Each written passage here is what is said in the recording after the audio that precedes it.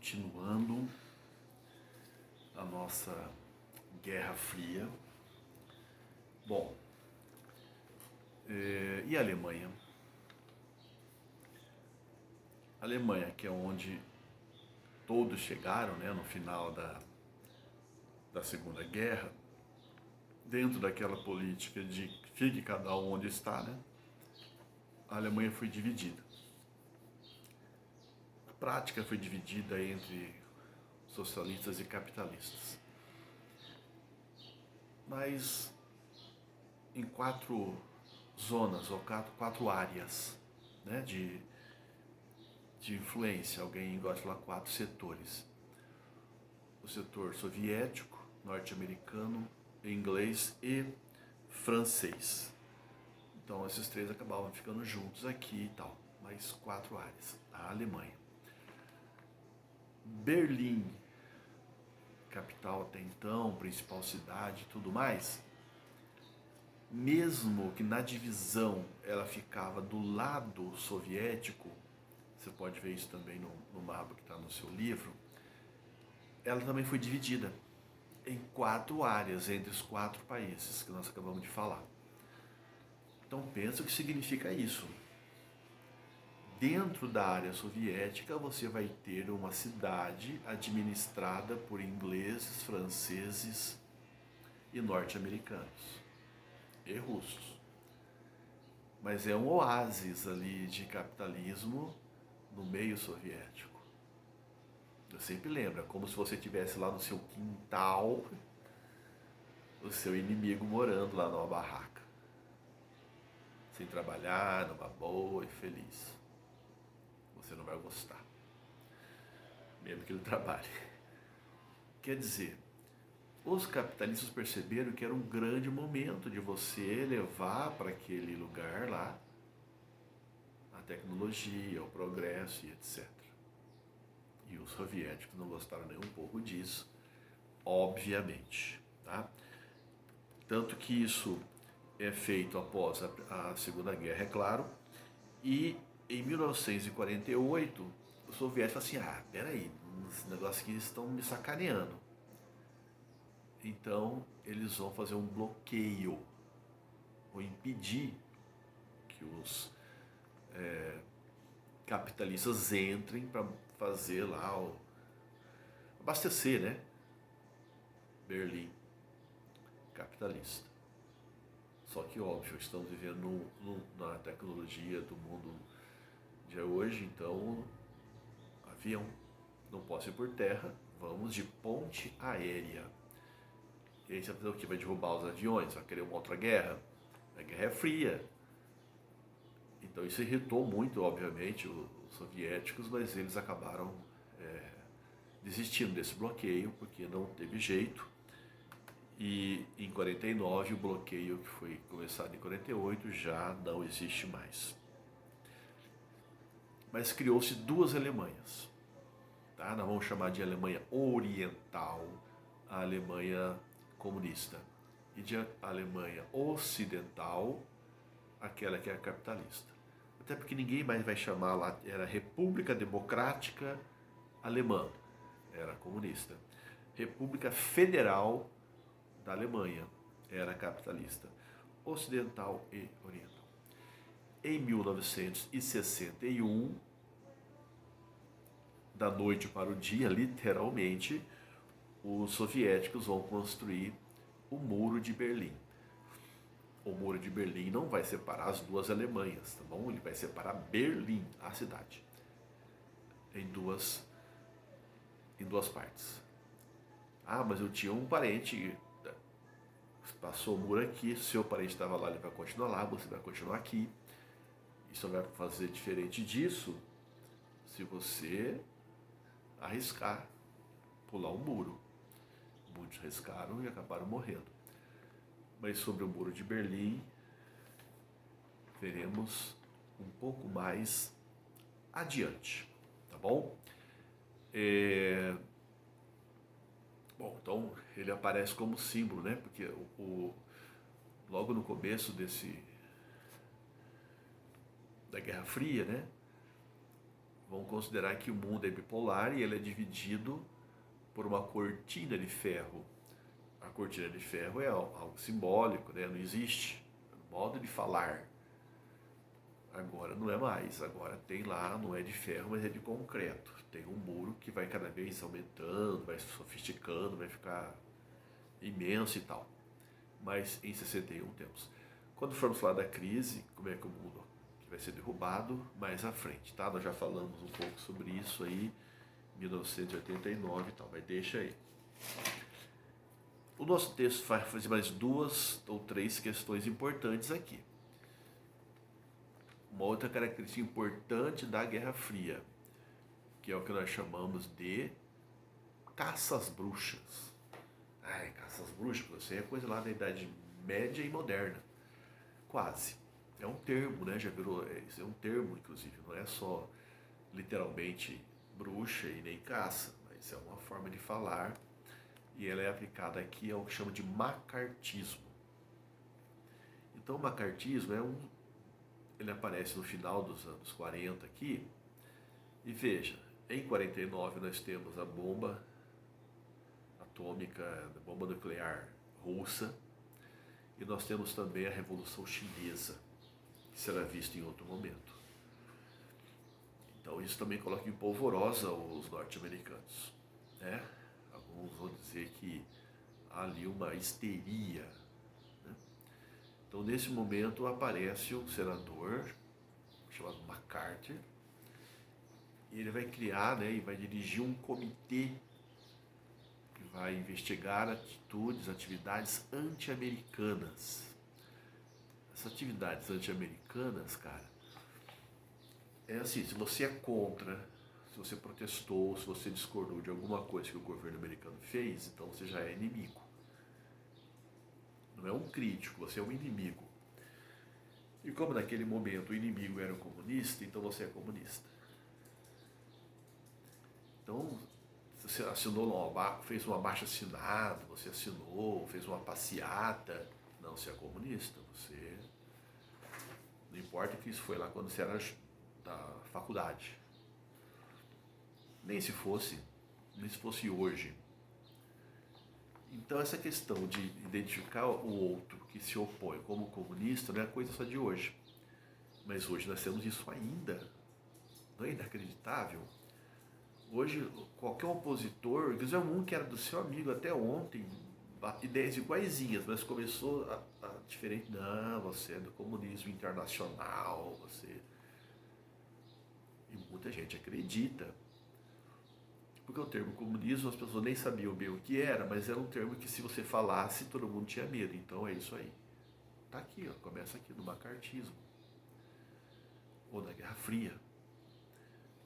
Vendo no jornal esses dias lá, ouviu o Trump, né, o candidato norte-americano, acusando os adversários dele do outro partido de que representarem o comunismo, o socialismo nos Estados Unidos. Você acha?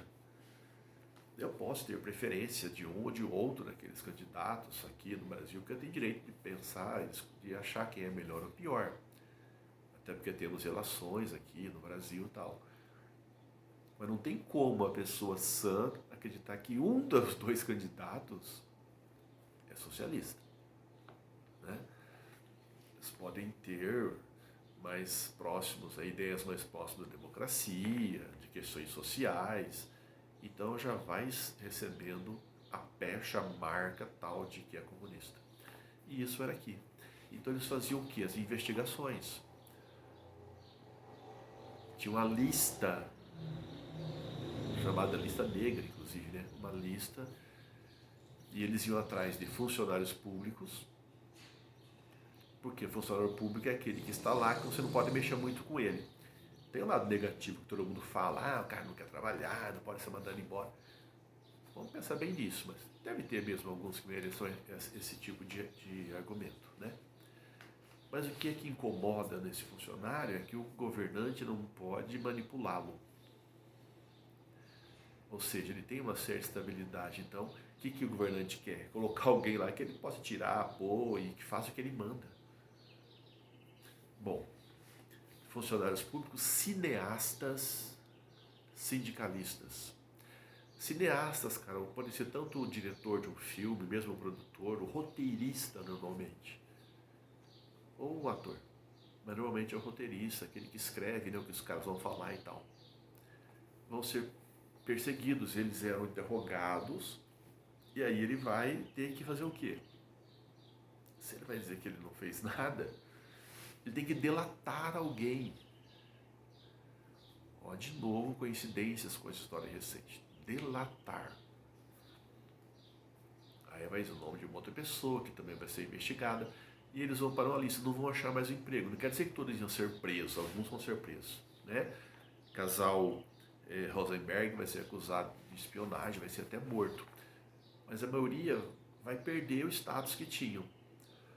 Vão ficar desempregados, não vão achar mesmo emprego, está numa lista, eles vão trabalhar mais. Daí a ideia de caça às bruxas. Quando vimos aquele filme As Bruxas, fugiu o nome daquele filme que falava das bruxas de Avalon, isso aí é do Rei Arthur, né? Bom, vou lembrar depois o nome do filme. O autor estava denunciando a caça às bruxas do macartismo, falando da caça às bruxas lá da época da colonização. Né? Então dava aquela aliviada, porque marcava, como se estivesse falando de outro momento histórico. Mas fazia reflexão sobre aquele momento. Né? Tem um filme, tem vários filmes sobre isso. Tem um sobre um roteirista chamado, de eu não ter aqui, Dalton Trumbo. Não sei se está na Netflix, mas está no Supercine, que fala, né? Tá lá. Dalton Trumbo, ele é um roteirista, fez aquele, entre tantos, o filme Spartacus dos anos 60, que foi marcante, perseguido, né? Perseguido. Dr. Robert Oppenheimer perdeu o emprego federal. Charlie Chaplin, perseguido, chamado de comunista. Então vários, né? Cine Majestic, não sei se é assim que se fala, mas é um filme que aquele Jim Carrey, que é um comediante, lá ele faz um filme que não é tanto comédia. Ele é perseguido, né? Ele perde a memória. Então você encontra, né? Culpado por Suspeita, com o Robert De Niro. Então rendeu também, né? Essa parte da cinematografia aí e tal. Os norte-americanos sempre aproveitam disso. Mas alguns momentos são muito positivos, como esses aqui. Então, o país da democracia, da liberdade de expressão e etc., teve esse momento, de 49 para frente. Em 54, os norte-americanos estavam vivendo uma paranoia, uma histeria anticomunista. Essa que é a verdade. Mas aí o tal do senador MacArthur vai acusar também alguns militares das Forças Armadas de serem também comunistas. Quando ele entrou nesse caminho, ele foi cortado, foi retirado e tudo. Ostracismo dele. Tá? Então aí parou com isso daí. Mas a ideia de fazer listas para perseguir os outros e acusá-los de comunismo e tal ainda é muito presente. O nosso texto vai falar também da ONU. Então, nós sabemos que a ONU também aparece nesse contexto, ela é criada em 45, pós-guerra. Tá? Então, a ONU é a sede lá em Nova York, né? A ONU tem 15 membros, os países todos estão lá, né? Estados-membros, o mundo todo quase está lá. Mas são 15 que fazem parte do Conselho. 5 são os efetivos, vamos dizer assim, aqueles que estão no Conselho de Segurança que não saem. Os Estados Unidos, a Inglaterra, a China, a França e a União Soviética e depois a Rússia. Não por coincidência, são quais? Os países que venceram a Segunda Guerra. Veja como é que muita coisa aconteceu de lá para cá e não mudou isso. O Japão não está. É um país poderoso economicamente. A Alemanha não está. porque lá na guerra sabemos as posições desses países. Tá? E tem outros 10 cargos aí, 10 outros países que vão ser distribuídos aí, se não me engano, 5 entre África, Ásia, Oceania, um da Europa Oriental, 2 da América Latina, 2 da Europa Ocidental. Bom, o que importa é que a ONU tem esse papel importante, mas também limitado. Beleza? A parte 2 do nosso texto aqui, acho que ainda dá, né? Trabalhando com a União Soviética. Então, em 1953, Joseph Stalin vai morrer. Do verbo já foi. E agora? Quem vai subir ao poder é um cara chamado Nikita Khrushchev. É isso aí, Nikita. É o nome que serve tanto para homem como para mulher na Rússia. Ele sobe ao poder e ele vai denunciar muitas das coisas que o Stalin fez. É o que ele chama vai ser chamado de desestalinização. A denúncia dos crimes de Stalin, né? Desde do culto à própria personalidade até o assassinato de pessoas, colocá-los em campos de concentração, a manipulação da história, né? Através das imagens, de texto e tudo mais. Bom, isso tem alguns efeitos. O primeiro é que muita gente que era comunista e defendia muito a Rússia, deixa de defender a Rússia, mas continua comunista. Mas como é que é assim? Ué, são pessoas, principalmente intelectuais, assim, historiadores, sociólogos, etc.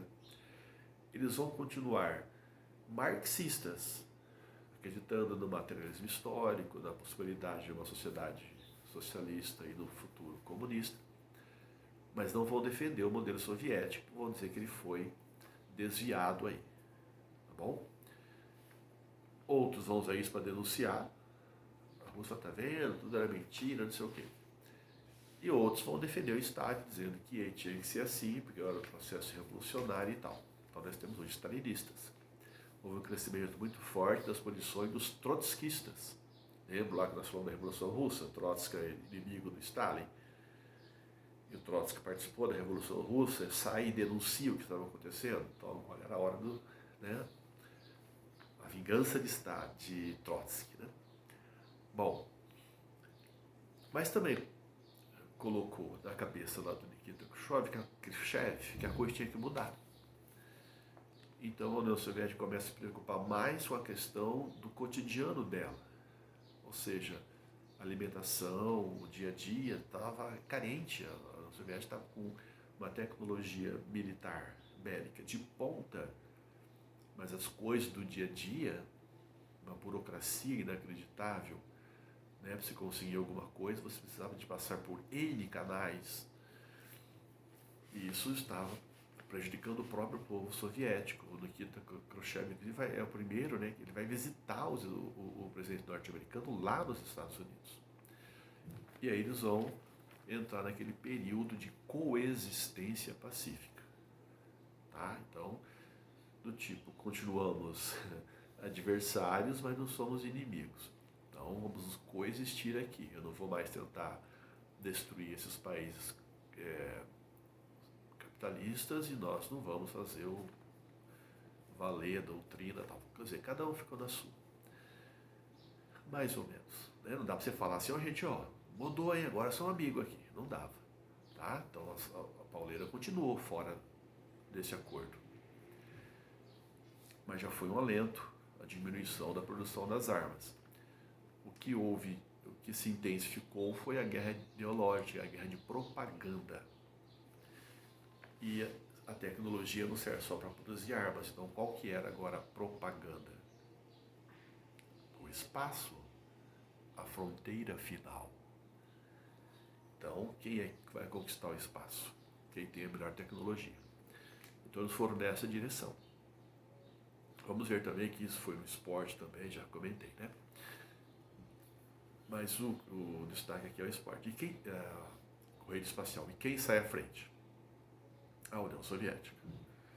Então a União Soviética vai colocar o primeiro satélite no no espaço, chamado Sputnik. Ele vai ao espaço em 1957. Os norte-americanos têm que ir atrás. Os russos vão colocar o primeiro ser vivo no espaço. Enquanto os norte-americanos trabalhavam lá com os macacos, né? Os russos vão mandar um cachorro, do verbo uma cachorrinha, Laika. Depois ela morreu, mas é um marco. E os norte-americanos ali. Aí os russos vão fazer algo que vão deixar os norte-americanos com ódio, né? Que eles querem arrancar o cabelo, querem cometer suicídio, porque eles colocam o primeiro homem no espaço. Cara, enquanto isso tem uma coisa chamada NASA, que está treinando, fazendo, e cada vez que eles vão lá no jornal, os russos já estão na frente. Eles colocaram um astronauta no espaço, chamado Yuri Gagarin, ou Gagarin. Yuri Gagarin chega ao espaço em 1961 e ele diz que ele vai dizer assim: a Terra é azul. Ó, legal, hein? Você vendo lá de cima? Bom, ele não falou que a Terra é azul e redonda, porque não precisou, né? Mas se fosse hoje, eu tinha que falar, e não é plana. Bom, mas tudo bem. Bom, mas dizem que ele falou assim, também, fui ao espaço e não vi Deus. Uma referência àquela ideia, né, de que Deus está no céu e não sei o quê, que falavam que os comunistas não eram cristãos, né, o que nem sempre é verdade. O que importa é que ele quis provocar, né, os norte-americanos aí. De qualquer forma, a Terra era azul mesmo, e aí o presidente daqui, Kennedy, vai dizer assim, nós vamos chegar no espaço de qualquer jeito. O negócio agora, nosso espaço, a fronteira final vai ser a Lua. Então vão fazer de todo o possível para conseguir chegar à Lua. E vão chegar. Então, se até agora os russos estão na frente, quem chega na reta final ali serão os norte-americanos. Tá? Eles têm nome. Neil Armstrong, que vai ser o primeiro a colocar o pé na Lua, né? O Buzz Aldrin e o Collins. Acho que o Collins é o que fica circulando lá, esperando, né? Os outros dois vão andar na Lua. Alguns falam, pô, tanta coisa gasta, né? Também acho, né? Tinha gente morrendo de malária, os caras com isso. Mas também tem aquela outra vertente que fala que essa tecnologia toda gasta e utilizada para chegar lá acabou sendo utilizada em outras questões. Do celular que nós usamos aqui, ao satélite, à TV e etc., tem um pé, vamos dizer assim, nessa tecnologia que foi construída aí, tá bom? Tem um ou dois filmes, depois eu vou tentar falar dos filmes, mas tem um ou dois que eu queria falar já antes que eu esqueça. Tem um filme que está circulando aí já há algum tempinho, O Primeiro Homem, né, que mostra o Armstrong. Legal o filme e tal. Um muito legal chamado Apollo 13. Essa que chega lá, o Homem à Lua, em 1969, a Apollo 11. A Apollo 13 mostra eles indo também, mas é legal porque dá uma pane. Aí que é legal você perceber por que você tem que fazer continha na ponta do lápis, não usar sempre a calculadora, né? Deixar só para o computador. Porque parou tudo e os caras tiveram que fazer as contas, os cálculos, tudo na cabeça deles, na mão. Cara, sensacional. Eles vão dizer o que acontece. Mas era para ser um desastre. E os caras vão se esforçar ali. Acho que é com Tom Hanks, se não me engano. Mas o melhor deles que você tem que assistir uma hora é Estrelas Além do Tempo. Marcante, ele fala da NASA e dessa preparação, né, desses estudos, do que eles tinham que pensar, de como eles faziam isso. E o legal é que eles mostram isso da perspectiva de 3 mulheres que estavam na equipe, negras, e que ninguém quase fala, cara. Sensacional o filme, mostra, por um lado, essa coisa de ponta, né? Que é a tecnologia, que é a conquistar a Lua, e aquela permanência, que é discriminação, racismo, que permeava também a sociedade norte-americana, que é inclusive o nosso próximo ponto aqui. Eu acho que ainda dá para ir para frente, né? Então vou mais um pouquinho só. Então outra coisa que era propaganda era o modo de vida americano, que aqui aparece o American Way of Life. Esse modo de vida americano era passado para o mundo como se tivesse seu modo de vida para todo mundo. Então aquela família tradicional, a mulher fica em casa, o homem sai de carro para trabalhar, tem 2 filhos, são todos brancos e tem aqueles aparelhos elétricos, né? Eletrônicos, liquidificador, batedeira, TV. Eles mostram essa família para o mundo inteiro. Esse é o tipo de vida que o mundo inteiro tem que fazer. E como é que eles botavam isso? Principalmente pelo cinema, né? Pela TV, pelo cinema, pela literatura. Então nós temos aqui essa vida típica da classe média, como se fosse a vida de todos. Nem no norte-americano, nem lá era assim para todo mundo. Mas é o que eles queriam passar. Também vai surgir aqui o rock and roll, se der falamos um pouquinho mais à frente, mas mostra um pouco já de contestação, inclusive é isso. E enquanto isso tudo acontecia, a segregação continuava, o racismo continuava, e um certo anticomunismo, conformismo e etc. Eu não sei se dá para falar da Revolução Russa. Vamos ver quantos que deu aqui. Dá para ir um pouquinho mais.